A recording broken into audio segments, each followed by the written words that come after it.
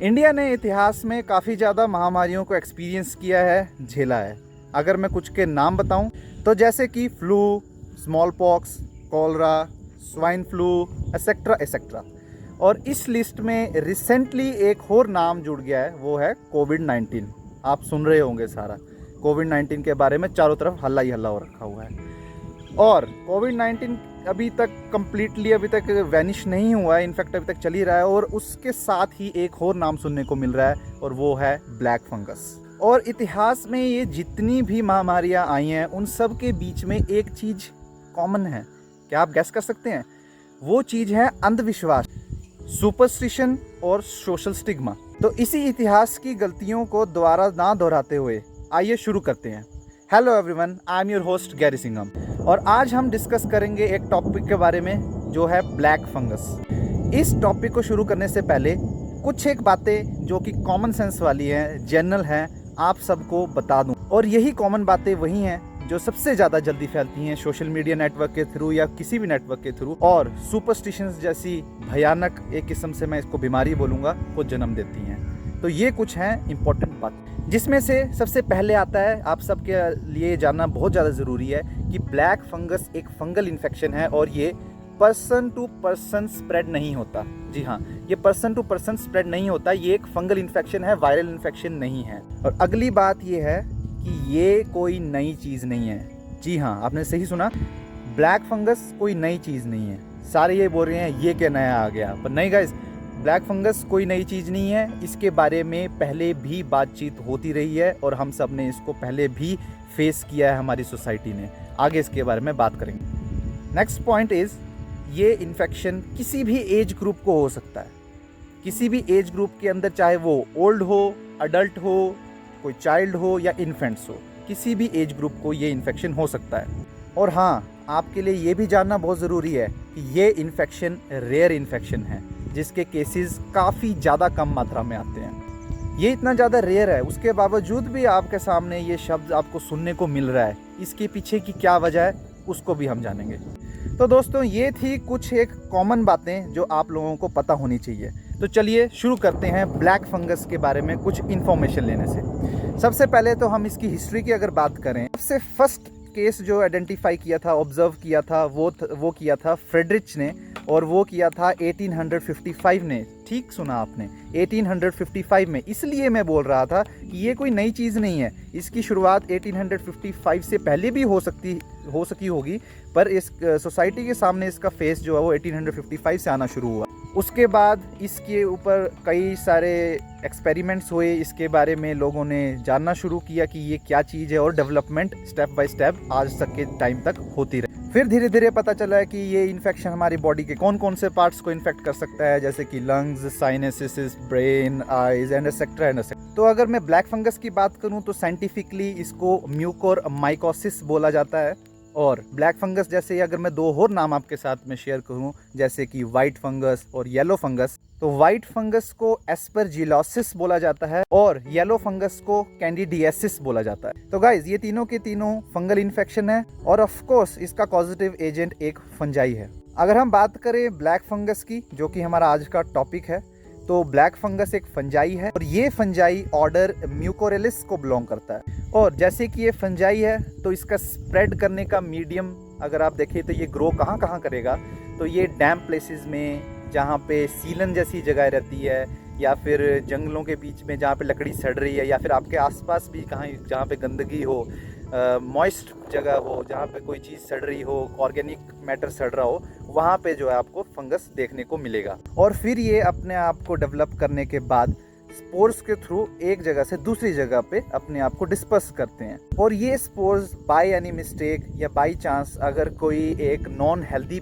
Person की बात कर रहा हूँ, अगर कोई एक नॉन हेल्दी पर्सन जिसकी इम्यूनिटी ठीक नहीं है, तो उसको ये, अगर ये स्पोर्स वो इनहेल कर ले तो उसको ये फंगल इन्फेक्शन होने के चांसेस होते हैं। तो गाइज, ब्लैक फंगस के बारे में अगर हम थोड़ा सा और स्पेसिफिकली बात करें तो हमारी बॉडी में ये कौन कौन सी जगह को इन्फेक्ट करता है, उसके बेसिस पे इसकी एक क्लासिफिकेशन बनाई गई है। तो इसको हम देखते हैं। तो ये ब्लैक फंगस अगर आपके साइनसिस और ब्रेन को अफेक्ट करता है तो इसको राइनो सेरिब्रल टाइप बोलेंगे। इस टाइप के लिए वो लोग सबसे ज़्यादा हाई रिस्क पे हैं, इन लोगों को हाई डायबिटीज़ है एंड किडनी ट्रांसप्लांट वाले पेशेंट्स को। सेकंड क्लास की बात करें तो जो ब्लैक फंगस आपके लंग्स को अफेक्ट करे तो उसको हम पल्मोनरी टाइप बोलेंगे। इस टाइप में जो लोग हाई रिस्क पे हैं, जिन लोगों को कैंसर है, जिन लोगों को ऑर्गन ट्रांसप्लांट हुआ है। नेक्स्ट टाइप की बात करें जो आपके स्टमक और इंटेस्टाइन को अफेक्ट करे, इसको हम बोलेंगे गैस्ट्रो इंटेस्टिनल टाइप। और ये फंगस देखने को मिलता है जो अफेक्ट करता है वो प्री मैच्योर बेबीज़, जो प्री मैच्योर बेबीज़ हों या फिर जिन बेबीज़ का लो बर्थ वेट हो या फिर जो लोग हाई एंटीबायोटिक्स के ऊपर हों। नेक्स्ट टाइप है जो स्किन को अफेक्ट करता है, उसको बोलेंगे हम क्यूटेनियस। और ये उन लोगों में ज़्यादा देखने को मिलेगा, वो लोग ज़्यादा हाई रिस्क पे हैं जिन लोगों को स्किन इन्फेक्शन हो, बर्न हुआ हो या फिर कोई स्किन कंडीशन हो या फिर ल्यूकीमिया टाइप हो। और एक और लास्ट टाइप की बात करें तो ये होगा जो वाइड स्प्रेड हो, जिसको हम बोलेंगे डिससेमिनेटेड। ये आपके डिफरेंट ऑर्गन्स में फैल जाए ब्लड के थ्रू, तो ये इसको हम बोलेंगे वाइड स्प्रेड। ऑफ कोर्स नाम से पता लग रहा है जो आपकी पूरी बॉडी में स्प्रेड हो चुका। किसी पर्सन को ब्लैक फंगस हो गया है और फिर हम जानना चाहते हैं कि उसके अंदर क्या क्या कॉमन सिम्टम्स हमें देखने को मिलते हैं, तो वो हैं जैसे कि रनिंग नोज़, अगर वन साइडेड फेशियल स्वेलिंग हो जाए, चाहे आइज़ में हो या कैसे भी, और आपको हेडेक हो, फीवर हो, इस टाइप के सिम्टम्स अगर आपको देखने को मिलते हैं तो आपको ब्लैक फंगस इन्फेक्शन हो सकता है।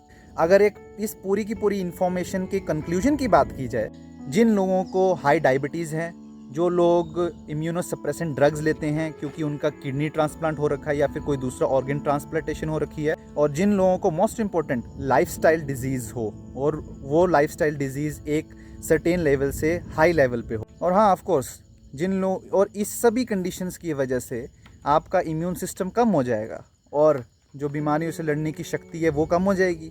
और ऑफ कोर्स सी बात है फिर आपको इस टाइप के फंगल इन्फेक्शंस जो कि रेयर हैं आपको हो सकते हैं। ये जानते हैं कि हमें पता कैसे चलेगा कि हमें ब्लैक फंगस है कि नहीं। ऑफ कोर्स गाइज आपको इसके लिए हॉस्पिटल में जाना पड़ेगा और टेस्ट करवाने होंगे। नॉर्मल ब्लड टेस्ट से इसका कंफर्म पता नहीं लगता है कि आपको ब्लैक फंगस है या नहीं, इसके लिए आपको बायोप्सी में जाना पड़ेगा। तो जिन लोगों को नहीं पता है कि बायोप्सी क्या है तो उनको मैं सिंपल लैंग्वेज में बता दूं। बायोप्सी ज़्यादा कॉम्प्लिकेटेड टर्म नहीं है, इसके अंदर डॉक्टर्स आपका टिश्यू सैंपल लेते हैं और लेबोरेटरी के अंदर उस सैंपल को ऑब्ज़र्व किया जाता है, उस टिश्यू को ऑब्ज़र्व किया जाता है कि उसमें कोई एबनॉर्मलिटी है या नहीं। तो उस टिश्यू सैंपल को चेक करने के बाद, बायोप्सी करने के बाद फिर फंगल कल्चर किया जाता है।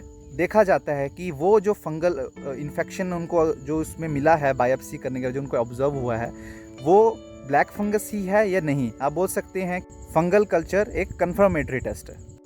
तो फ्रेंड्स, ये थी ब्लैक फंगस के बारे में कुछ एक बेसिक और इम्पॉर्टेंट बातें जो आप सभी को पता होनी चाहिए। उसमें से जो मैंने सबसे पहले आपके साथ कुछ एक पॉइंट्स डिस्कस किए थे वो ज़्यादा इम्पॉर्टेंट है। अब हम बात करते हैं उस मोस्ट वांटेड पॉइंट की कि ब्लैक फंगस को कोविड-19 से क्यों जोड़ा जा रहा है और कोविड-19 के टाइम पे ये ब्लैक फंगस इतना ज़्यादा हाइप पे क्यों। तो गाइज़, जितनी भी रिपोर्ट्स हैं उन सभी को आधार पे लेते हुए हम सभी यही देख रहे हैं कि कोविड-19 उन्हीं पर्सन्स को ज़्यादा इफ़ेक्ट कर रहा है जिनकी इम्यूनिटी काफ़ी ज़्यादा लो है या फिर जिन लोगों को पहले से लाइफस्टाइल डिजीज़ जैसे कि डायबिटीज़, हाइपरटेंशन और इससे जुड़ी हुई जितनी भी बीमारियां हैं वो पहले से ही हैं, वो ज़्यादा हाई रिस्क पे हैं। और गाइज़, अनफॉर्चुनेटली जो लोग काफ़ी ज़्यादा क्रिटिकल कंडीशन में पहुंच गए हैं उन लोगों को रिवाइव करने के लिए, उन लोगों को बचाने के लिए हॉस्पिटल्स में ट्रीटमेंट दिया जाता है। उन लोगों को उस टाइप की ड्रग्स दी जाती हैं ताकि उनकी लाइफ सेव की जाए।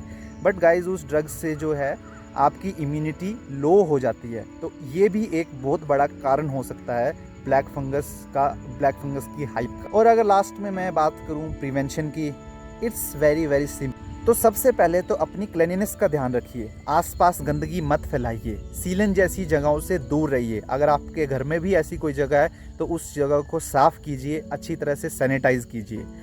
और सबसे इम्पॉर्टेंट, कोविड-19 के टाइम भी बोला जा रहा है कि मास्क पहनिए। और हाँ, मास्क पहनिए पर उसको बार बार चेंज करते रहिए। अगर आपने एक टाइम उस मास्क को यूज़ कर लिया है तो दोबारा उसका यूज़ मत कीजिए।